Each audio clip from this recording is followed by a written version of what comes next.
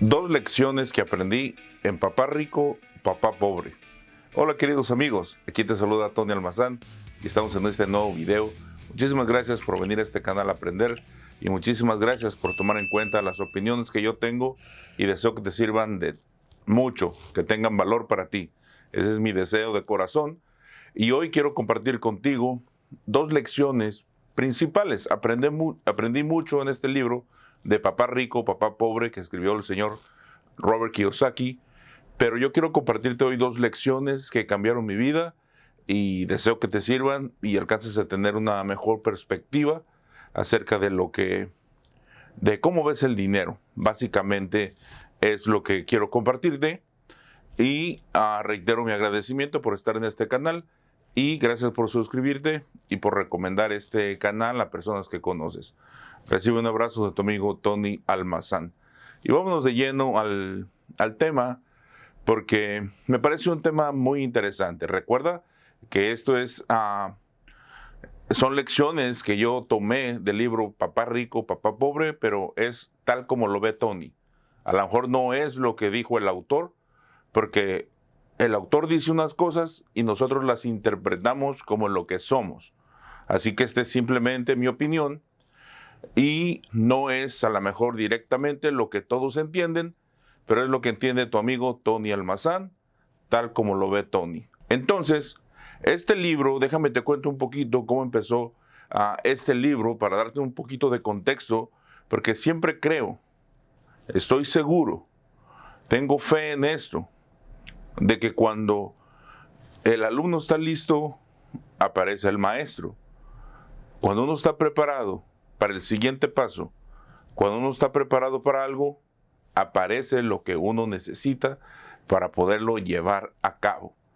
Nos regresamos al año 2005. Mi hijo mayor, Daniel Almazán, nació en el año 2005, en julio 9. Entonces era mi niño precioso, mi encanto. Tú sabes cómo se enamora uno como papá de los hijos.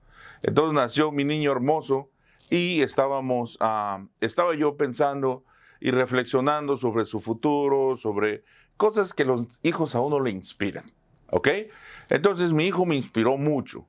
Si puedo decirte que los hijos le cambian la vida a uno, este vino y le dio la vuelta a mi vida completamente. Entonces yo quería lo mejor para él, pero una noche, en un sueño, lo he contado en algunas ocasiones, que se me reveló la imagen. En aquel momento yo trabajaba en la costura. Estamos hablando del año 2005, cuando nació mi hijo. Trabajaba en la costura y en un sueño se me reveló la imagen de mi hijo, así pequeñito, con unas tijeritas pequeñas en su bolsita de atrás, tal cual yo las portaba todo el día cuando trabajaba en la costura. Entonces, en ese sueño, pues no fue un sueño muy agradable. Más bien no lo consideré un sueño, lo consideré como una visión. Entonces se me reveló que mi hijo iba a ser lo que yo era. Y que por más que tratara que mi hijo tuviera un mejor futuro, o que tuviera mejores cosas, o que aspirara a más cosas, simplemente era costurero igual que su padre, porque yo no puedo dar algo que yo no tengo. Y a veces queremos dar de más a los hijos y no lo conseguimos para nosotros. Entonces yo no puedo dar aquello que yo tengo. Ya había sabido esta frase, pero cuando lo ves en tus hijos, pues me dio mucho miedo. Pues sentí feo porque uno quiere lo mejor para los hijos. Entonces decidí, ¿ok? Por primera vez en la vida decidí aprender. Decidí tratar de ser la mejor versión de mí. Yo no quería ver a mi hijo y decirle, hijo, tú tienes que estudiar, tienes que ser una persona, hacer lo mejor que puedas en esta vida, porque iba a descubrir que yo no lo había sido. Entonces a mí me dio vergüenza pedirle algo a mi hijo que yo no había podido hacer. Y muchas veces, a estas alturas del partido, yo culpaba que yo tenía un trabajo con un bajo sueldo y una vida muy limitada porque no había concluido mis estudios. O sea, yo pensé que las personas que tenían éxito en esta vida era porque habían terminado sus estudios, obtenían un trabajo y entonces tenían dinero, porque eso es verdaderamente lo que uno cree o lo que yo creía en ese momento. Entonces, como abandoné mis estudios, Entonces no me sentía con derecho de aspirar a más. Pero entonces dije, bueno, si el problema es que anteriormente no estudié, pues ahorita no puedo solucionar ese problema porque no puedo regresar al pasado. Pero si lo que necesito para tener una mejor vida es estudiar, entonces hoy voy a estudiar. Era la manera en que pensaba. Hoy reconozco que estudiar no es otra cosa más que aprender, abrir nuestro cerebro a nuevas ideas y nuevas perspectivas, así como tú estás en este video tratando de abrir tu mente hacia una nueva perspectiva, un nuevo conocimiento. Eso es el estudio. Porque este canal no es para hacer muchas bromas. A veces hago alguna broma, un chistecillo, pero es para estudiar, y la gente que viene aquí tiene la misma conciencia que yo en aquel tiempo. Por eso me encanta compartir contigo, porque en aquel tiempo yo pensaba que estudiar era ir a la escuela, pero estudiar es simplemente abrirte al conocimiento y a través de este conocimiento tener una mejor perspectiva de vida, una perspectiva más amplia. Y con una perspectiva más amplia se toman decisiones más conscientes, mejores decisiones que producen mejores resultados. Y eso es todo. Eso es todo lo que yo aprendí, que si yo quiero estudiar, tengo que aprender. Y decidí aprender, y entonces estaba moviéndome. No tenía el hábito de leer, no tenía el hábito de invertir en mí mismo, no tenía el hábito de comprar cursos, no tenía el hábito de estudiar. Solo quería que mi vida cambiara, pero yo no cambiaba. Entonces, otro imposible. Si yo no cambio, mi vida no va a cambiar. Si yo no aprendo, no tengo mejores ideas. Así que decidí empezar a buscar, a indagar, y entonces encontré que Benjamin Franklin decía que si uno vaciaba su bolsillo en su cabeza, la cabeza iba a encargarse de rellenar el bolsillo. Concepto nuevo. Entonces empecé a estudiar, a tomar seminarios, a asistir a clases que me llevaran a un aprendizaje. No elegí una carrera o una profesión en ese momento, pero sí quería aprender. Entonces, gracias a Dios, estaba tan ignorante que todo lo podía aprender. Esa es una bendición. Entonces, un día pasando, recuerda que el punto de cambio o el motor que me hizo buscar el estudio era mi hijo. Entonces, un día pasé por una librería, que en aquel tiempo estaba una librería, ahorita en paz descanse, se llamaba Borders. Estaba allí indagando entre los libros y me encontré la portada del libro que había escrito Robert Kiyosaki, de Papá Rico, Papá Pobre. Obviamente el tema no me interesó para nada, pero el subtítulo, las letras que tiene abajo llamaron poderosamente mi atención, porque abajo del título del libro dice: lo que los ricos le enseñan a sus hijos y los pobres y la clase media no. Cuando el alumno está listo, aparece un maestro. Y entonces dije, bueno, yo no quiero enseñarle cosas de pobre o de clase media a mi hijo. Quiero enseñarle cosas que los ricos manejan. Quiero enseñarle un conocimiento. Tomé ese libro y lo compré. Y dije, voy a comprar este libro. Este libro fue escrito en el 97, pero apenas en el 2003 había sido publicado en español. Yo me lo encontré en el año 2005. Ya habían pasado 2 años, pero como no buscaba nada, él ya tenía 2 años en el mercado, y 2 años después, ¡pum!, me lo encontré. Entonces empecé a indagar, y aquí es donde estaba estudiando este libro de nuevas ideas, pero quiero concretar 2 ideas fundamentales que cambiaron mi manera de ver las cosas en el ámbito del dinero. Primera lección es que está hablando de que este muchacho, en la historia de Robert, dice que tenía 2 papás. Un papá era pobre y un papá era rico. ¿Ok? Su papá de sangre era pobre y una persona que era su mentor era rico. Ahora, llamamos pobre y rico por sus resultados financieros, por el dinero que manejaban, por el dinero que tenían. Vamos a esclarecer que estamos hablando únicamente de riqueza monetaria, riqueza financiera, no las otras riquezas que uno concibe en esta vida. Pero viéndonos al punto en sí, a lo que queríamos aprender, es la riqueza monetaria. Robert miró la discrepancia que había entre un papá y otro. Uno era pobre, el otro era rico. Y descubrió que uno era muy trabajador y el otro no tan trabajador, pero sus resultados eran enormes, una gran diferencia. Y entonces cuenta dentro de la historia, que es de la primera lección, es que la riqueza monetaria depende de nuestra manera de pensar. La gente que tiene poco dinero, la gente pobre, el papá pobre, es gente que buscamos ingresos de trabajo. La gente que tiene dinero es gente que busca ingresos de capital. Entonces el papá pobre era pobre porque buscaba ingresos de trabajo. El papá rico era rico porque buscaba ingresos de capital. Él no quería ingresos de trabajo, quería ingresos de capital. El otro quería ingresos de trabajo porque fue lo que le enseñaron y entonces hizo clic en mi cabeza porque era lo que me habían enseñado a mí. Hijo, estudia, busca un buen trabajo, consigue un buen sueldo, ahorra lo más que puedas y tu vida financiera está resuelta. Entonces por eso yo lo buscaba. Y aquí está la historia de que esta persona, su padre, tenía resultados financieros pues muy precarios porque tenía el mismo sistema que nos enseñaron a muchos, que no tiene nada de malo, pero es un sistema incompleto. Yo sé que a veces Robert sataniza mucho la educación, como que dice que es mala. Ahí yo no estoy de acuerdo porque la educación es buena.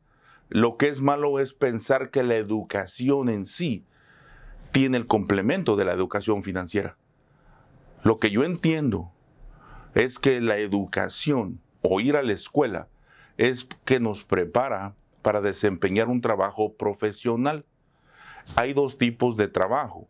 Un trabajo que le llamamos oficio, que no hay carrera universitaria, y hay trabajos profesionales. Los abogados, los doctores, los enfermeros. Hay trabajos profesionales que se requiere un título, se requiere a la escuela para poder ejercer. Ese es un trabajo o una carrera profesional, y hay oficios como el carpintero, como el mecánico, que sí requiere estudios para reducir la curva de aprendizaje en su mínima expresión. O sea, hay libros, hay digamos, cursos que le permiten a un mecánico avanzar en la mecánica moderna, pero no existe una carrera universitaria, más bien es una carrera técnica, es una carrera que nos prepara para un oficio. Pero sí, estudiar ayuda a que minimicemos la curva de aprendizaje y podemos monetizar más rápido este oficio o esta profesión. Si una persona quiere ser doctor, pues él decidió ser doctor y está bien porque quiere ser doctor. Pues si empieza a averiguar por sí mismo, pues va a tardar muchísimo tiempo para poder ejercer su profesión y tal vez esté incompleta. Pero el hecho de ir a la escuela me ayuda a tomar el conocimiento de generaciones previas y me ayuda a avanzar más rápido para poder estar ejerciendo mi profesión de una mejor manera y un tiempo más rápido. Ahora, el problema aquí en el área financiera no es eso, no es que buscamos un trabajo, es que entendemos que eso es lo que nos da seguridad financiera, porque este papá pobre quería seguridad. En realidad, él buscaba seguridad, no quería riesgos. Pues cuando una familia depende de uno, ¿por qué uno quiere riesgos? Hay que comprender y hay que ponerse desde el punto de vista, los zapatos de un papá que es responsable, una mamá que es responsable de hijos, que hay que pagar la renta, que hay que pagar la comida. A veces nos es difícil arriesgarnos y preferimos estar en un área que vemos segura porque no queremos arriesgar el bienestar de nuestra familia, el bienestar de los nuestros. Ahora, si un joven es emprendedor y no importa, no tiene responsabilidades más que de sí mismo, perfecto. Pero a veces, como padre, uno lo piensa 2 veces antes de emprender, antes de ir a indagar, porque no quiere, repito, poner en riesgo la seguridad de la familia. Por eso es que uno busca seguridad y uno entiende o cree que la seguridad viene de un sueldo fijo. No queremos riesgo, pero el peor riesgo está en no arriesgarse. Ahí la primera lección es que nosotros buscábamos, ok, estoy hablando de mí y de algunos de ustedes que se identifican con esto, tanto como el papá pobre de Robert, que buscamos la seguridad porque no queremos poner en predicamento a la familia. Pero a la larga es un riesgo porque dependemos de nuestro trabajo, dependemos de nuestro tiempo, dependemos de nuestro esfuerzo. Tanto si somos profesionales, tenemos una carrera profesional, o si tenemos un oficio que desempeñamos como albañil, como carpintero, como costurero, como un abogado. Entonces, el problema es de que buscamos a través de eso la seguridad, pero no vemos o no alcanzamos a ver que qué pasaría si yo no puedo trabajar. Si tú no vas a trabajar, no te pagan cuando estás teniendo ingresos sobre tu trabajo. Por eso es que hay que visualizar un poco en el futuro y saber que no toda la vida puedo depender de mi trabajo, que mientras tengo fuerzas y estoy joven, sí puedo depender de mi trabajo, pero llegará un tiempo en mi vida que no tengo fuerzas. Y en ese momento, ¿de qué voy a recibir dinero? Entonces este padre pobre buscó seguridad en el trabajo, pero no veía que en el futuro no podía trabajar. Y la otra cosa que no visualizaba era cuando tenemos ingresos de trabajo, si yo voy a trabajar, me pagan. Y si no voy a trabajar, no me pagan.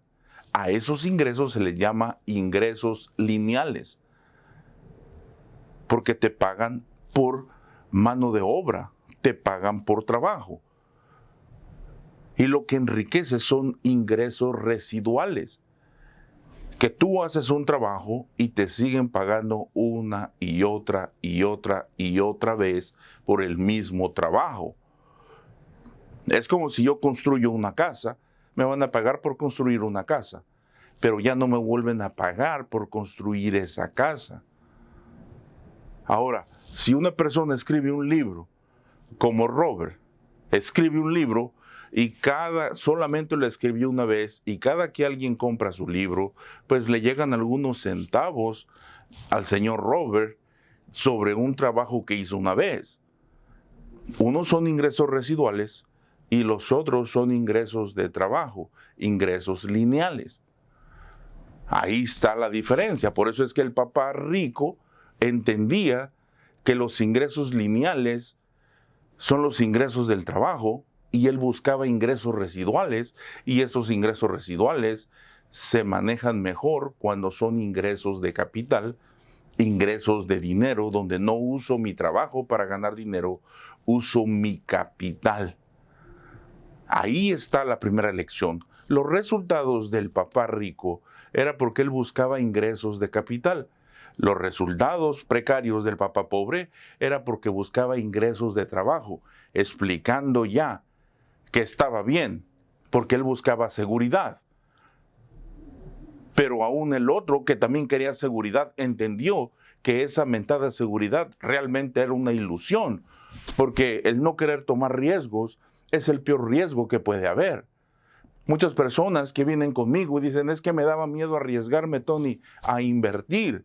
Por eso postergo mi decisión.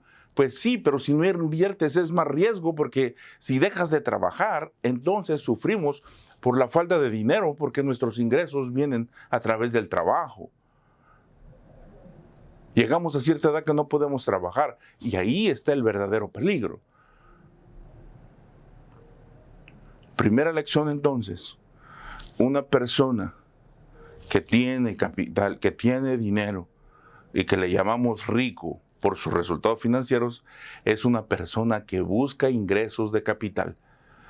Una persona que no tiene muchos ingresos, que le llamamos pobre, es una persona que busca ingresos de trabajo, ya sea profesionalmente o a través de un oficio que haya aprendido en su vida.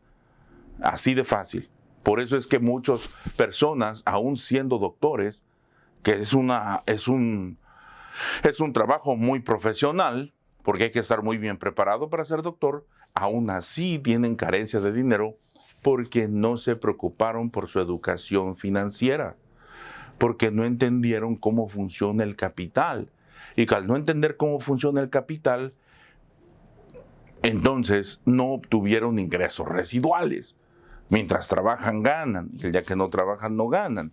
El rico entonces puede dejar de trabajar y tener su mismo estilo de vida, porque sus ingresos no vienen del trabajo, sus ingresos vienen del capital. Unos buscan seguridad y los otros buscan libertad. La gente que trabaja y quiere ganar de su trabajo, busca seguridad y se esconde detrás del trabajo para pensar que así la va a alcanzar. Los otros, los capitalistas, buscan libertad, porque si no tienen que trabajar, entonces adquieren su tiempo. Esa es la primera cosa que aprendí, que quiero compartirte a grandes rasgos de este libro, que cambió mi vida. En aquel momento yo me enfocaba en trabajar y buscar más trabajo, trabajar overtime, para tratar de ahorrar, sin entender que el ahorro no produce nada. Lo que produce es convertir mi ahorro en capital, que significa poner mis ahorros a trabajar y entonces tener ingresos residuales. Ahora, la segunda parte es, ya que entendimos que el rico busca ingresos de capital, ingresos residuales, ahora vamos a entender qué significa esto y cómo está explicado. Pues en este libro lo explican de una manera muy sencilla. Existen activos y existen pasivos. Esa es la segunda lección. Esta lección ya es del papá rico. Fíjate, a la hora de conseguir capital nos damos cuenta que la diferencia entre el que gana y el que no gana está en lo que compra. Así como lo oyes, un rico no quiere guardar dinero, quiere gastarlo, quiere comprar cosas. La diferencia está en las cosas que compra. El rico compra cosas que con el tiempo adquieran valor. Evita comprar cosas que con el tiempo decrezca en valor. Es decir, activos o pasivos. Y Rob lo explicaba de una manera muy sencilla para hacerlo más entendible.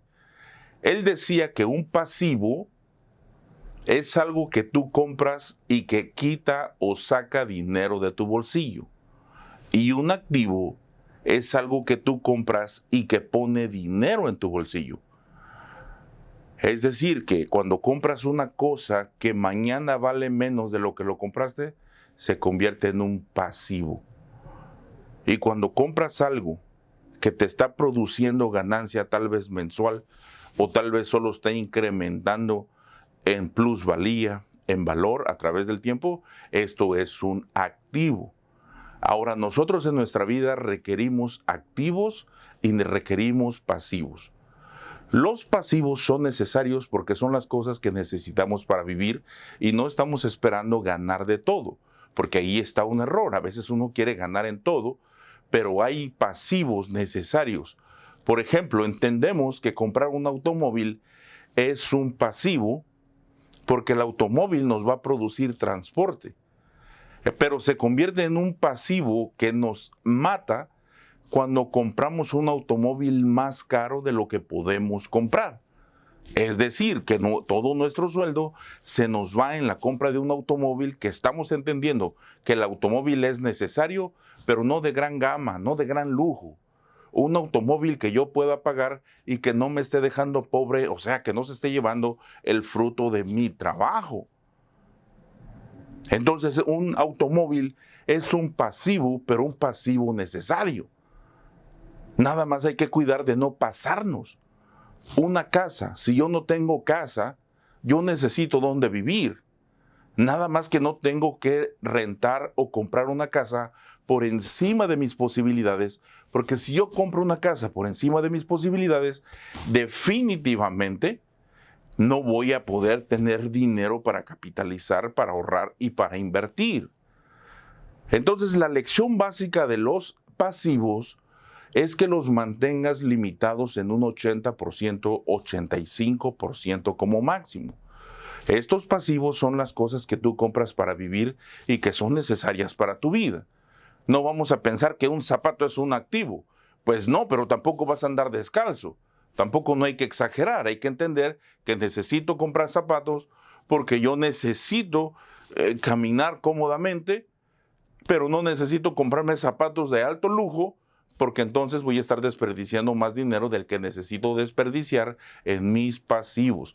Hay que tratar de cuidar el nivel de vida para que los pasivos no se coman el fruto de nuestro trabajo y después no tengamos dinero para invertir. Ahora, parte 20, 15% de nuestra ganancia tenemos que convertirlo en capital, comprar activos. Ahora, déjame decirte algo, ¿ok? Que para mí es muy importante y lo tengo que decir. Cuando yo me encontré a Robert, yo no sabía invertir en bolsa de valores. Estamos hablando del año 2005, por ahí como septiembre. Yo no sabía invertir todavía en bolsa de valores, pero ya estaba buscando cómo incrementar a través de esto. Se trata de buscar activos, se trata de buscar cosas que crezcan en valor. Y Robert es muy dado a hablar sobre comprar casas, comprar departamentos y comprar bienes raíces, ¿ok? Muchos de sus temas es comprar bienes raíces y muchos ejemplos es acerca de comprar departamentos que te estén dando una renta y que después tú estás ganando dinero y todo el show está muy bonito. Está padre. El problema es que yo ganaba 1,600 en el mes. Ese es el verdadero problema. El verdadero problema es que soy una persona normal. Soy una persona real. Y gano muy por debajo de la media, 1,600. Entonces yo me empecé a frustrar cuando dije, bueno, está bien el concepto. Hay que comprar departamentos, hay que pedirle dinero al banco, porque dije, ok, ya entendí. No necesito comprar el departamento con mi dinero. El banco me va a prestar el dinero. Está bien. Pero me piden un down payment, que es el 3.5. Y yo no tengo 3.5, me vas a perdonar. Pero no lo tenía. Vas a decir, Tony, tan jodido estabas. Jodido es rico para como estaba. ¿Ok? Si no tenía cupones, no podía comprar comida. Esperaba, no me da vergüenza decirlo. Esperaba a que llegaran cupones en el correo para ir a comprar algún plato de comida en algún restaurante. Está bien, no hay ningún problema. Jamás me he enfrentado de lo que soy y no puedo. Algunos me ven ahora que tengo cierto resultado y creen que la vida es fácil para mí. La vida no es fácil para nadie. Por eso es que te tengo que hablar así. Por eso es que quiero compartir contigo lo que he aprendido. ¿Por qué? Porque mira, yo te digo, 18 años de haber aprendido a invertir y ahora tener resultados no son suficientes para olvidar quién era. 18 años que han pasado no son suficientes para ahora voltearme la cara y decir, nunca estuve pobre. No es suficiente ese tiempo para no sentir lo que se siente cuando tú quieres prosperar y nadie te ayuda. No es suficiente ese tiempo para no escuchar los gritos de ayuda desesperados de mis hermanos, que igual que yo, buscamos una luz. Así que yo sé que presentaron un plan acerca de comprar propiedades, pero yo no podía comprar propiedades. Así de fácil. Voy a buscar opciones. ¿Qué más opciones existen? Por eso seguí indagando y por eso llegué al mercado de valores. Porque simple y sencillamente comprar 3.5% de una propiedad, para mí era mucho, aunque estaban baratas, era mucho para mí. Porque yo podía ahorrar $250 cada mes. con esfuerzos, porque tenía que mantener una familia. Aparte tenía que pagar mis estudios, pagar lo que estaba aprendiendo, pagar mis libros. Y casi todo eso lo compré con tarjeta de crédito, porque no tenía dinero para comprar un curso, no tenía dinero para comprar un libro, lo compraba con la tarjeta de crédito. Después aprendí, gané y pagué todo eso y hoy lo considero una buena inversión, pero en aquel tiempo era un riesgo. Ahora, yo podía ahorrar $250 al mes. ¿Quién me ofrecía? A ver, buscaba casas. ¿Quién me ofrece unos departamentos? ¿Puedo pagar 250 al mes, señor? Te faltan 2,250 más, joven. Pero entonces me di cuenta que en bolsa de valores puedo invertir desde 100, 50, 200. En la bolsa de valores no se discrimina. Y son instrumentos financieros que se están remunerizando, están obteniendo valor y cada 3 meses pagan dividendos. Es como tener el equity de una casa y la renta de la casa, porque obtenemos cada 3 meses dividendos y a la larga se está revalorizando y obtiene plusvalía. Bueno, dije entonces, de aquí es. Utilicé $250 que tenía para invertir y comprar activos, acciones en bolsa de valores. Que fue lo que aprendí, la gran lección que dije, los ricos gastan el 80% en pasivos que son necesarios en mantener el estilo de vida. Pero voy a invertir un 20%, un 15%, no me importa. El chiste es empezar, el chiste es empezar a invertir, el chiste es comprar activos. Porque esa es la gran lección. No necesitas matarte, solo necesitas entender que parte de tus ingresos, no importa si es ingreso de un oficio, si eres albañil, si eres carpintero, si eres un pintor, si eres un mesero, si eres un lavaplatos, no me importa. O si eres un doctor, si eres un abogado, si eres un ingeniero. Lo importante es tomar el 10% de esos ingresos y buscarlos invertir en activos que se revaloricen y que produzcan dividendos. Esa es la siguiente lección. La siguiente lección entonces es que los ricos compran activos, los activos crecen a través del tiempo y tú te mantienes del fruto de los activos en lugar del fruto del trabajo. Lección aprendida. Este es un plus que yo le puse a este par de lecciones antes de concluir esto y hacerlo más largo. Tengo miles de cosas que aprendí, pero hoy te voy a compartir esas dos. Los pobres buscan ingresos de trabajo, los ricos buscan ingresos de capital. Siguiente lección. Hay cosas que compras que son pasivos porque decrecen en valor y cosas que compras que son activos porque a través del tiempo producen dividendos y plusvalía. Y la clave está en comerse 80% en pasivos, en mantener tu estilo de vida y no permitir que tu estilo de vida sobrepase tus ingresos, porque ese es un error financiero, digamos el más grave que existe. Siguiente es ese 20%, 15% si lo quieres así, comprar activos. Y esa es la clave que aprendí. Ahora, este plus es que yo entendí que mi meta no era ser rico. Mi meta era tener libertad, porque oí una palabra que me gustó, libertad financiera. Y la libertad financiera viene cuando los ingresos que yo necesito para mantener mi estilo de vida ya no vienen del trabajo, sino vienen del capital. Entonces me enfoqué no a tener dinero, sino a conseguir la libertad, porque yo me prometí que antes de los 40 años yo iba a ser libre y no iba a trabajar para nadie más. Cuando estaba en México y tenía 13 años, cuando me hice esa promesa. Después caí en una zona de confort, se me olvidó, pero luego la retomé y dije, bueno, mi objetivo es tener libertad. ¿Por qué quiero libertad en lugar de dinero? Espero que lo hayas adivinado, porque a mí me interesa compartir mi tiempo con mis hijos, mi tiempo con mi familia. ¿Yo para qué quiero dinero si no voy a compartir con los seres que amo? ¿Yo para qué quiero dinero si no puedo estar compartiendo y conviviendo con mi hijo y mi hijo se convierte en un desconocido mientras yo le doy cosas materiales de más? Jamás quise eso. Por eso es que en mis clases, en mis cursos y en todo lo que hago promuevo la libertad financiera para que con esa libertad, con ese tiempo, puedas dedicarte a amar a los tuyos, a hacer lo que amas, a ayudar a los vecinos, a ayudar al prójimo y vivir una vida plena que no puede ser alcanzada a través de los logros materiales. Porque la plenitud de vida no es cuando tú consigues lo que quieres. La plenitud en la vida llega cuando ayudas a los demás a conseguir lo que ellos quieren.